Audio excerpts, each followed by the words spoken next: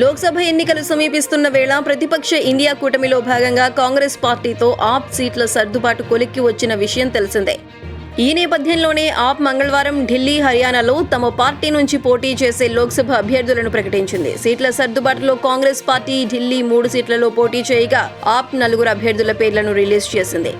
ఆప్ senior నేత సోమనాథ్ భారతికి న్యూఢిల్లీ లోక్సభ స్థానం, సహిరాం పెహ్ల్వాన్ కు దక్షిణ ఢిల్లీ, మహబాల్ మిశ్రా పశ్చిమ ఢిల్లీ మరియు కుల్దీప్ కుమార్ తూర్పు ఢిల్లీ సెగ్మెంట్లను ఆప్ ప్రకటించింది. పొత్తులో భాగంగా కాంగ్రెస్ పార్టీ ఇక్కడ 3 స్థానాల్లో పోటీకి దిగనుంది.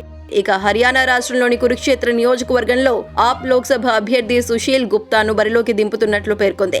లోక్సభ ఎన్నికల్లో 5 రాష్ట్రాల్లో ఆప్ అభ్యర్థులు పోటీ చేస్తామని, మొత్తం 29 మంది అభ్యర్థులు బరిలోకి దింపుతున్నట్లు ఆప్ సీనియర్ నేత సందీప్ పాఠక్ వెల్లడించారు.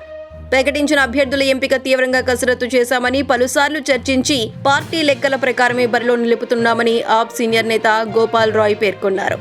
తాము పోటీ చేసే ప్రతి సీట్లలో విజయం సాధిస్తామని ఆశాభావం వ్యక్తం చేశారు.